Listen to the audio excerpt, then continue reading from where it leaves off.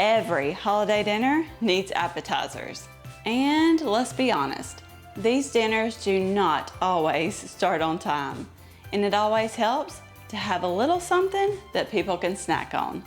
Hey y'all, I'm Valerie and welcome to my kitchen. In today's video, I'm sharing 5 delicious appetizer recipes that you are gonna love. This video is extra special because it's part of a collab hosted by myself and my very sweet friend Sammi over at Managing the Maze. I've been talking to her a little more here lately, well, a lot here lately. And let me just say, I love her to pieces. I've really enjoyed getting to know her, and I'm so blessed to be able to call her my friend. I'll have Sammy's channel linked below, so when you're done with this video, be sure to check her out. You are gonna love her.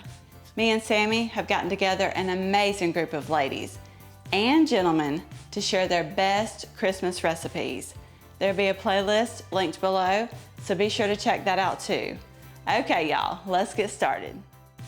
These bacon cream cheese Crescent bites are the absolute best. To begin, in a large bowl, I added 4 ounces of softened cream cheese. And of course, I forgot to let mine sit out. So I had to pop that in the microwave for just a few seconds. I'm also adding half a pound of cooked and crumbled bacon and half a cup of shredded cheddar cheese. Now give that a really good mix until everything is well combined. And this is why you want to make sure that cream cheese is softened. It'll be harder to mix, and it'll be a little harder to spread into those crescent rolls. I just used my spatula there to make sure I got everything mixed in. I'm going to set this aside for just a few seconds while I get those crescent rolls ready. You'll need an 8-ounce can of crescent rolls, and I'm just using the Aldi brand. I separated that roll in half, and I was struggling here. I couldn't get it done roll. So I'm just leaving each half connected, 4 crescent rolls each, and then I'm going to pinch the seams together to make 2 pretty wide rectangles. Then you're going to take that bacon cream cheese mixture and place half onto each of those rectangles. And I kind of try to spoon it on there. In little dollops, it's easier to spread out that way. Now you're going to fold each side over, kind of wrapping up that cream cheese mixture. And you can see where the triangles were kind of separating right here, but if that happens to you, you can just pinch them back together. I also wanted to mention, if you had the crescent dough sheets, those would work even better. But y'all, these don't have to be perfect. I just wanted to make sure none of that cream cheese came out. I'm gently trying to roll that over, that way I can get it seam side down. I'm just using a big spoon to do this, but you could also even use the end of a spatula. People say that the spoon kind of helps to seal those edges together. It did a pretty good job, but I think the spatula would work fine too. And you can really kind of use your own judgment here as far as how big to cut these. I think mine were like 1 inch to 1.5 inches wide. Probably 1.5 inches. You probably don't want to overstuff these. It'll just make them a little harder to cut. And mine were tearing a little bit here, but that's okay. Just pinch them back together and keep going. After you get them all cut, we're about to put them in the oven, but first, we're going to brush them with a little egg wash. You won't need much at all. I'm just using 1 beaten egg. You just need a really thin layer. You're just wanting to cover all those tops completely. This just kind of helps for them to brown up a little better. Now these go into the oven to bake according to the directions on your crescent roll package. And mine were 375 for 12 to 15 minutes. Y'all, these are absolutely delicious. And I know I say that a lot, but let me tell you, Lacey is picky. She likes a good bit of what I cook, but these right here have been her absolute #1 favorite. In fact, she ate just about all of them by herself. You gotta have a little something sweet, and we love these Pecan Pie Bites. I'm just using a small sheet pan for these. The recipe called for 15 phyllo shell cups. I found these at Inquires in the frozen department. Place those on the sheet pan and then set them aside while we work on the filling. In a medium-sized bowl, I added about 3 tablespoons of brown sugar, along with 3 tablespoons of light corn syrup, and this is not the same thing as high fructose corn syrup. You're also going to add 2 teaspoons of melted butter. I know, I thought that was pretty crazy too. Such a tiny little amount. Along with 1 beaten egg, half a teaspoon of ground cinnamon, and half a teaspoon of vanilla extract.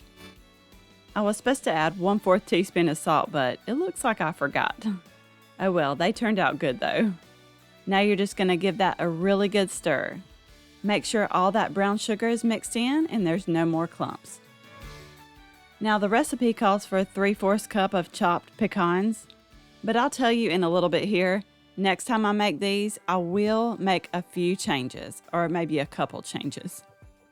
Those were already chopped, but I really wished I would have chopped them into smaller pieces.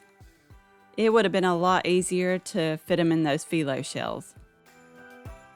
Now you're just going to scoop that mixture and fill up those cups. And I tried to do it very carefully so I didn't drip stuff everywhere. Okay, I got them all filled up. Then these go into the oven to bake at 350 for 18 to 20 minutes. And here they are out of the oven. They turned out so good. And when I told you that I would change something next time I make these, this is it. I had quite a bit of that syrup left over. So I added more pecans to it. I gave that a really good stir to make sure all those pecans were coated in that syrup. Then I pulled out 15 more of those phyllo cups out of my freezer, and I made 15 more. So next time I make these, I will do 30 phyllo cups and double the amount of pecans. These turned out so good. I was so happy with them. I made them for Thanksgiving and everyone went crazy over them. Now you will want to make sure you keep your eye on them while they're in the oven, just to make sure you don't burn them. But they were so easy to throw together. These would be great for the holidays, especially for Christmas. I just wanted to jump in right quick and say, if you're coming over from the playlist, welcome. My name is Valerie, and I'm so glad you're here. I post easy recipes all the time, so if that's something you're interested in, go ahead and hit that subscribe button down below. That way you get notified of all my future videos. Okay, y'all, back to the recipes. This warm pimento cheese dip was a winner for sure. In a large bowl, I added 8 ounces of softened cream cheese, along with 1 cup of that good old Duke's mayonnaise, or you can use your favorite. It'll still turn out just fine. Now grab your mixer and just mix it until it's well combined. And for the seasonings, you're just going to add some salt and pepper to taste. And after you get it all mixed together, you can taste it, and you can always go back and add more of something if you think it needs it. I also added 1 teaspoon of dry mustard powder, or you can use the prepared kind, and 1 teaspoon of Worcestershire sauce. You can add in a dash of hot sauce if you want, but I left that out. I meant to get a 7-ounce jar of diced pimentos, but I ended up with this 4-ounce jar instead, but it still worked out. You just want to make sure they're well drained. And I will make sure I have 7 ounces next time. Now you can mix it by hand, or I already had my mixer out, so I just used that. Mine as well. Now you're going to add in 2 of the 8-ounce blocks of sharp cheddar cheese, and those do need to be shredded. I recommend shredding it yourself versus buying the pre-shredded, especially in something like this. It'll just melt down way easier for you. I just kind of folded that around with my spatula to get everything mixed together, and then this is ready to go. I'm using a 2-quart baking dish. It's an 8x8, and I did make sure to spray it with some nonstick spray. And now you're just going to pour in that pimento cheese mixture. And you can just work it around and spread it out into an even layer. We still got one more thing to add on. The recipe called for 1 cup of crushed Ritz crackers, but I didn't even measure it. I had half a package of Ritz opened, so I just crushed that and used those. I honestly think the whole sleeve would have been too much though. Now this goes into the oven to bake at 375 for 18 to 20 minutes. Oh my goodness, this was so good. I love pimento cheese. I mean, I'll eat the store-bought pimento cheese. I like the Ruth's brand. Eat it cold with some Ritz crackers. But this ended up being delicious. I don't know what it was. I don't know if it was making it homemade or baking it in the oven, but this was well worth making it myself. It was a 10 out of 10 for sure.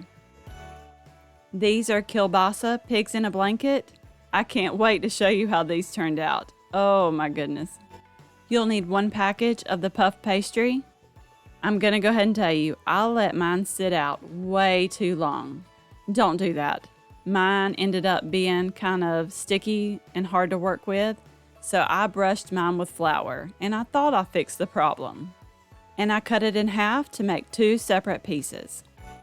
I'm just working with 1 piece at a time. You can use your favorite kielbasa. I'm just using the Butterball turkey sausage because that's what I had on hand. And mine was a 13-ounce package. You're just going to lay it down on that puff pastry and roll it up. And mine did not want to roll good because I had already brushed it with flour. So I really think that's why it just didn't want to stick to itself. And I should have probably put a little egg wash on that end there. That would have probably helped too. You'll need some everything bagel seasoning. And I tried just sprinkling it on, but that just was not doing the trick. So then I tried pouring it on the cutting board and rolling it in there, and it still wasn't sticking like I wanted it to. Probably because of the flour. Nothing wanted to stick to it. I ended up breaking out the vegetable oil spray and just spraying it with a really light layer, and that did the trick. I'll still do the egg wash next time. You just want to make sure you get it very well coated with that seasoning. This stuff is good on so many things. And after you get it covered, we're going to slice it into about 1-inch slices. And here is what they'll look like. You know, you can also do this with crescent roll dough, but I haven't tried that yet. I continued cutting that, and then also did the other half of that puff pastry and sausage. And this is what I ended up with. I put these in the oven to bake at 400 for about 20 minutes. Okay, and here is what they looked like when they came out of the oven. They did not puff. They did not rise.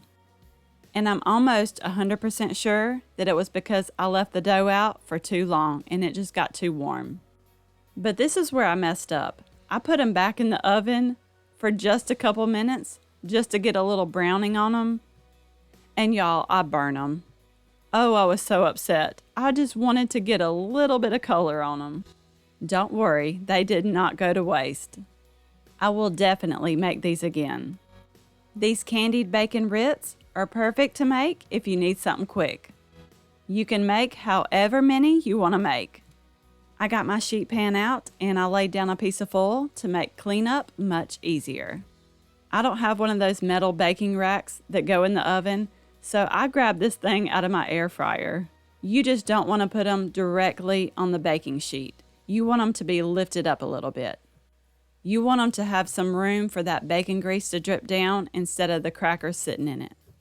You're just going to lay down your crackers, and I just used a few pieces of bacon.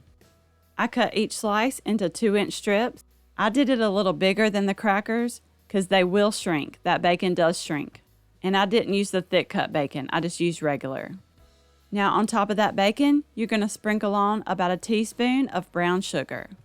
I put these in the oven to bake at 350 for about 15 to 20 minutes. And while those are in the oven, I'm going to show you the first batch. This was the test run. I was a little nervous about doing the raw bacon on the crackers. I thought it would make them soggy, so I partially cooked the bacon first and then assembled them. But y'all, don't do that. Make sure you use the raw bacon. For one, the bacon burnt and the cracker got a little overdone. I don't know what happened to this one. This one was different. But I think the cracker really needs that bacon grease. I think that's what helps the brown sugar to caramelize, because that brown sugar on that first batch was hard as a rock. And they were just not good. I grabbed that second batch out of the oven, and they were perfect. I will tell you, don't let them sit on something like this, like metal, for too long, because that brown sugar turns into kind of a syrupy mixture and it will stick. But these will definitely be made again and again for sure. So remember, if you decide to make them, Ritz cracker, raw bacon, a sprinkle of brown sugar, 350 for 20 minutes, and they're perfect. And this is something that you can just throw together quick. I really hope you enjoyed this video. You may also like these. Don't forget to subscribe down below for more easy recipes. Also, check out Sammi's channel and the playlist, and I will see you in the next one.